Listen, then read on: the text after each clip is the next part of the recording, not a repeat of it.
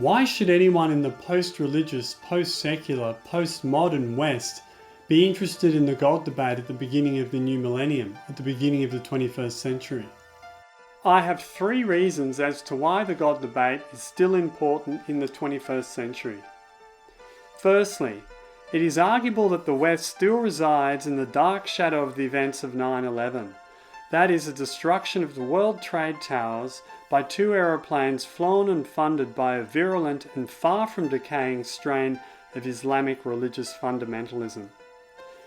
This event and the response to it, where the leader of the United States conducted prayer groups in the White House and believed that he was fighting a religious war against an axis of evil, undermines the secularization thesis that maintains that the more modern a society becomes, the less religious it will be.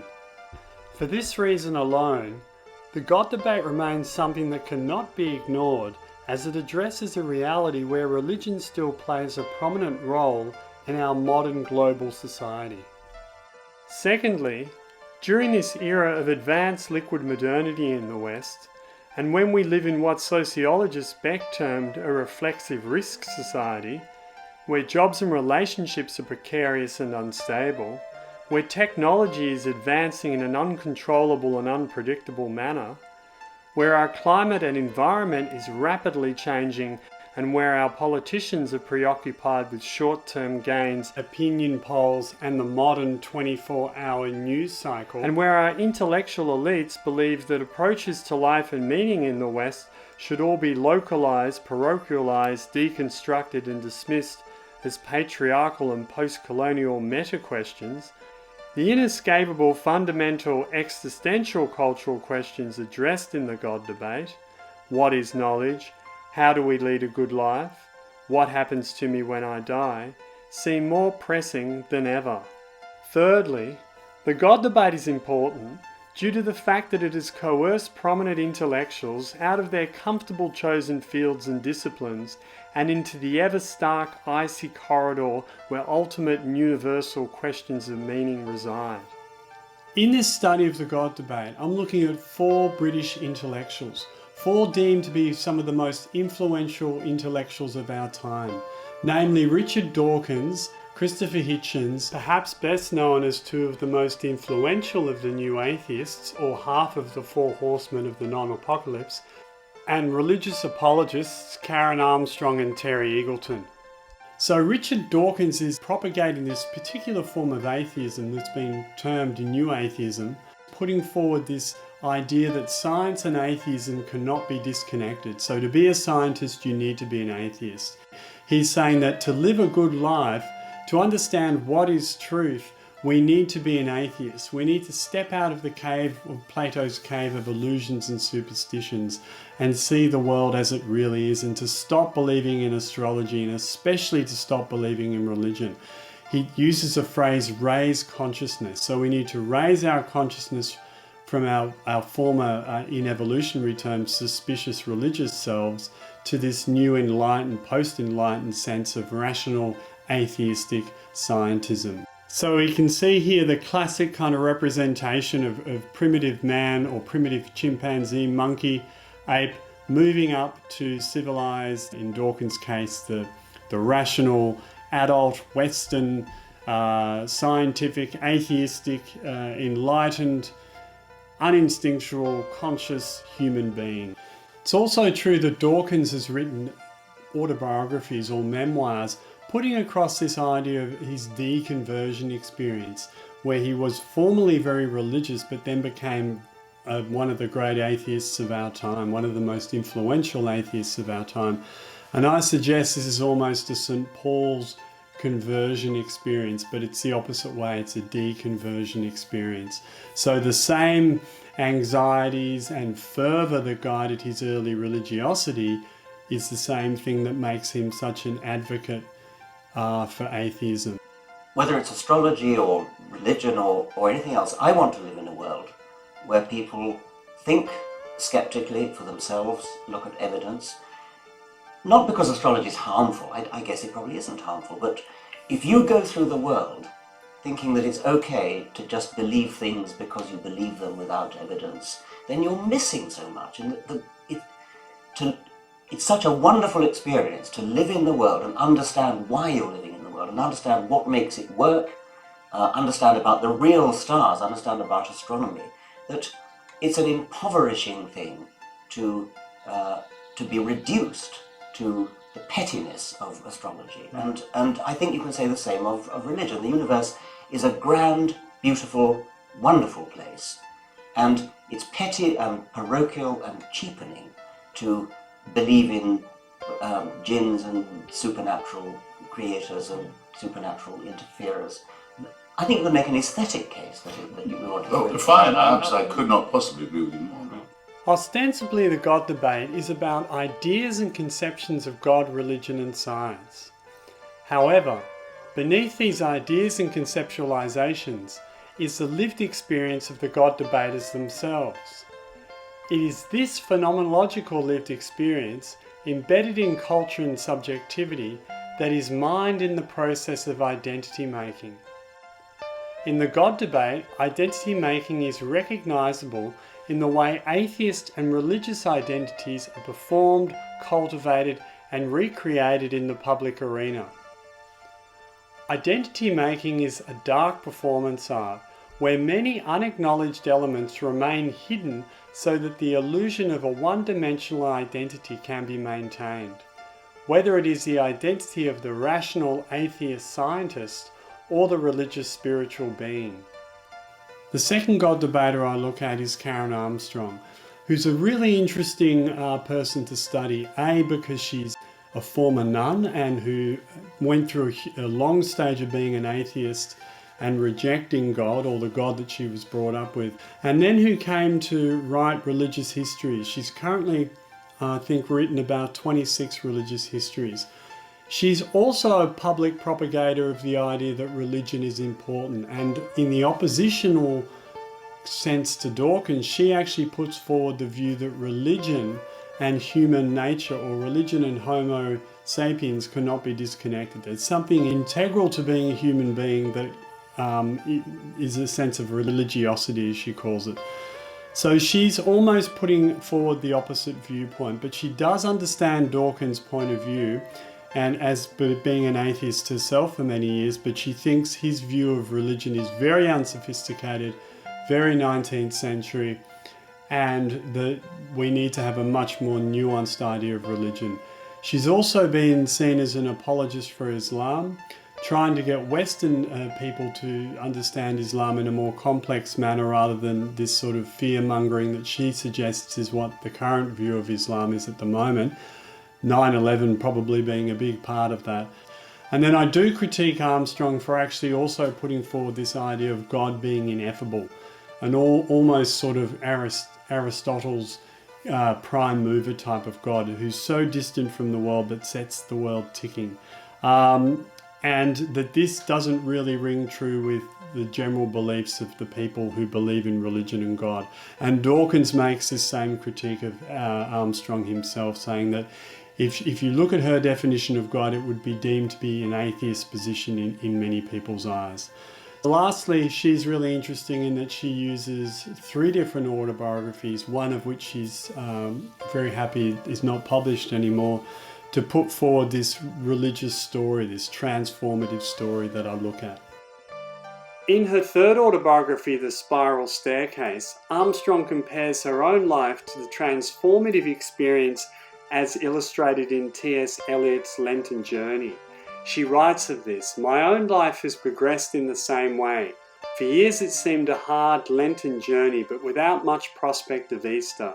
I toiled round and round in pointless circles, covering the same ground, repeating the same mistakes, quite unable to see where I was going. Yet all the time, without realizing it, I was slowly climbing out of the darkness."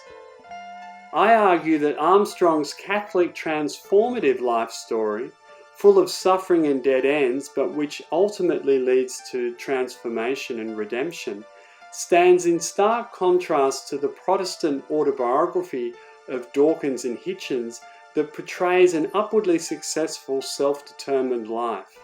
Autobiography is the literary acme of overt identity making, and it is telling that many of the God debaters have written one, if not two or more memoirs. These life narratives vary considerably from one another and are intrinsically connected to the culture and the lived experience from where they sprang, in terms of what they reveal and what they conceal. Perhaps one of the most important findings of this study is that the worldly, wordy new atheist understanding of religion is in many ways formed by the Protestant upbringing experienced by both Dawkins and Hitchens, the latter of whom calls himself a Protestant atheist. Whereas the distant, ineffable God proposed by the two religious apologists can best be understood examining the Catholic upbringing that both Armstrong and Eagleton experienced, both having spent some considerable time in a Catholic convent. So then I left. There was never any great moment when I stalked out of the Catholic Church, but it fell away from me. I had tried, as I thought, as a nun, to open myself to God, and God seemed totally uninterested in me. The heavens remained closed and opaque. I now realise, of course, that I had a very, very inadequate idea of God. I was expecting clouds to part, a little sort of whisper in my ear, and of course that's not what God is. God is not another being. We're talking about something much more profound. So I think I just found increasingly the whole weight of theology and theological dogma incredible, and God remained distant and unknowable, and I just sort of drifted away from it. Can't say, and that's my answer to you. We can't say what God is, and until the modern period, Jewish, Christian and Muslim theologians in the three God religions all knew that. They insisted that we had no idea what we meant when we said that God was good or wise or intelligent. God is not good or wise or intelligent any way that we know. So people like Maimonides in the Jewish tradition, Ibn Sina in the Muslim tradition, Thomas Aquinas in the Christian tradition, insisted that we couldn't even say that God existed because our concept of existence is far too limited. And they would have been horrified by the ease with which we talk about God today. In this study, I show that all atheist and religious identity making in the God debate is affected by lived experience. I maintain that lived experience is where ideas and biases are incubated and where faith and beliefs are formed, not to say that lived experience is the source of identity in all ideas. In the God debate, neither lived experience, intellectual ideas, nor identity making come clearly before or after one another. Rather, these three processes impinge upon each other and are densely woven into the fabric of this debate in a non-linear fashion. This study challenges a common misconception that lived experience precedes identity, that in turn precedes the generation of ideas, and that this all happens in the form of an assembly line. Through examining the autobiographical writing of the God debaters, I investigate the transformative process where past lived experiences are interpreted through the narrator's current ideas and identity, and how all these things are interconnected. The third God debater I look at is the very colourful and well-known media personality Christopher Hitchens. And he definitely has brought something different, some sense of glamour to the God debate. And he's also deemed to be a very formidable debater. So this is really his field, to use Bourdieu's term, that he's very comfortable in the debating arena. And if you go on YouTube, there are many, many debates that you can watch Christopher Hitchens. So what does Christopher Hitchens bring to this particular study? Well, he's someone who's not particularly formally interested in religion or theology or even philosophy. He's a political correspondent, he's a columnist, he's a talk show person, or talk show entertainer in many ways. He does a lot of panels and television, pithy writing, very entertaining writing. And Hitchens comes to this after the post 9/11 period with the same sort of fervour that Dawkins has. He feels that religion really needs to be taken on. So Hitchens declares this sort of new humanist manifesto for the beginning of the new millennium. So my book is called, New Atheism, Identity Making and the Religious Self in the New Millennium. So Hitchens says we are in need of a renewed enlightenment which will base itself on the proposition that the proper study of mankind is man and woman. And he's got an adjunct to this, which is the renewed enlightenment will not eventuate until we banish all religions from the discourse. Very important. And I argue that the adjunct is actually more important than the manifesto itself. So if anyone in their group of new atheists is what Darwin referred to, or people referred to Huxley arguing for Darwin, because Darwin was very taciturn as a kind of attack dog for Darwin in these famous arguments with Wilberforce and so on, when they were nutting out whether evolution could be real or true or not. In the same way, Hitchens is also the attack dog for the new atheists. He tends to push the God debate into that kind of very reductive but also very combative arena. And Armstrong picks him up on this and says it'd be much better to have a more Socratic, a gentler, more amenable, civilized discussion of religion and science rather than this kind of boxing match, polemical, combustive, bellicose engagement that they have. But a lot of people find that entertaining. But again, Hitchens is enamored with Socrates, but a different version of Socrates. His Socrates is the one who we read in Plato's dialectics or dialogues, where Socrates is the stinging fly. He's there on the thoroughbred horse that represents Athens. So Socrates stings the horse into action, or the Athenian state into waking up out of its lethargy and looking at the world in the way that it should. It's telling that he does deem it necessary to join the God debate because he says it's the most important argument of all time. And he mentions phenomenology, he mentions philosophy, epistemology, how we understand knowledge, how we understand ourselves in the world, all goes back to the God debate according to Hitchens. So he believes it's really his vocation to argue the case against God, because if we fall prey to religious thinking again, we're only going to go backwards. He says we need to escape the stinking cathedrals of the past and move into the enlightened future where religion is deemed to be something that is peripheral and is undermined as being nonsensical. Very important to his debate. He also sets up this sort of Socratic ideal that he follows. Like, he deems Socrates to be the first true God debater who rejects the religious ideal of the world. And I sort of look at the way that he projects this kind of consistent, unconflicted view of the Socratic rationality, and then in his own life, in his memoirs, he puts through a very Janus-faced, conflicted, contrarian view of life and even his own story. So there's some tension between those two things that are really interesting. Lastly, it's interesting that he wrote his last memoir, Mortality, when he was dying of cancer. And Dawkins was very much pushing him in many ways to hold true to his atheist beliefs, because there's this idea that atheists are only strong until they get into real trouble, into a foxhole it's called, and then they will kind of have a sort of deathbed conversion. And Hitchens didn't do this and wrote his last memoir stressing his allegiance to atheism and rationality. So a question I wanted to ask was this. We should ask ourselves what our real objective is. Yeah. Do we in fact wish to see a world without faith? I think I would have to say that I don't.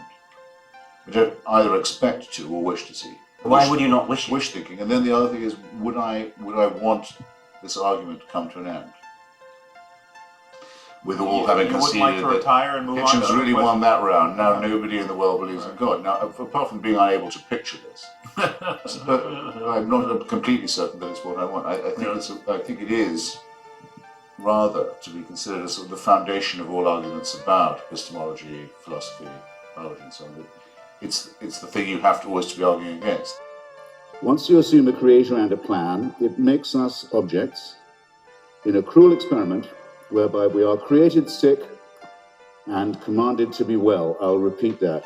Created sick and then ordered to be well.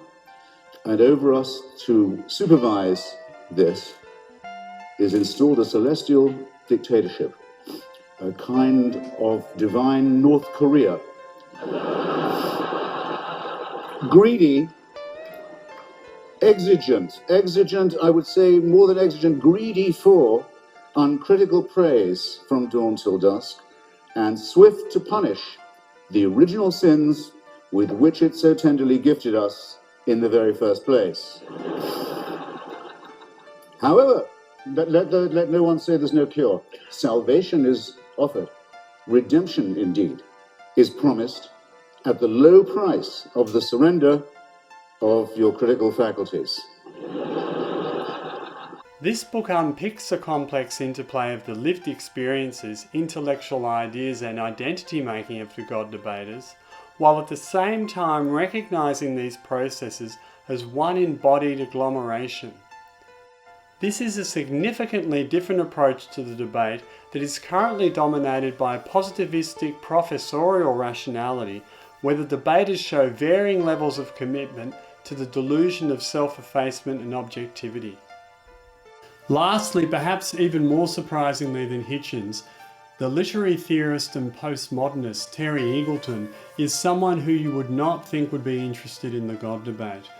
But perhaps he provides the most stinging critique of Richard Dawkins in his review of the God delusion, where he really takes Dawkins to task for putting up a version of religion that no serious theologian would view as being credible. So he's sort of saying that the new atheists are talking out of their hat. They're debating about religion from a position of people who don't understand what religion is. Eagleton again has a very interesting history. He's a literary theorist and postmodernist, and most people coming from that background are definitely not religious. But he sees himself as a Christian Marxist, and I look at the way that he kind of strips his view of the Gospels and Jesus of their supernatural content so he can push this sort of Marxist socialist angle that Jesus is really about, say, looking after the poor, which he most certainly is. But Eagleton does seem to be very it's uncomfortable with the fact that Jesus had a supernatural element to his teachings. The other thing about Eagleton is that he writes a memoir, but he calls it an anti-autobiography, meaning that he's trying most definitely not to reveal the self. So that's really interesting when I connect it to his religious beliefs, which again, like Armstrong, have God as a very distant, almost transient type of ineffable entity. Very different from what Dawkins would argue most believers feel.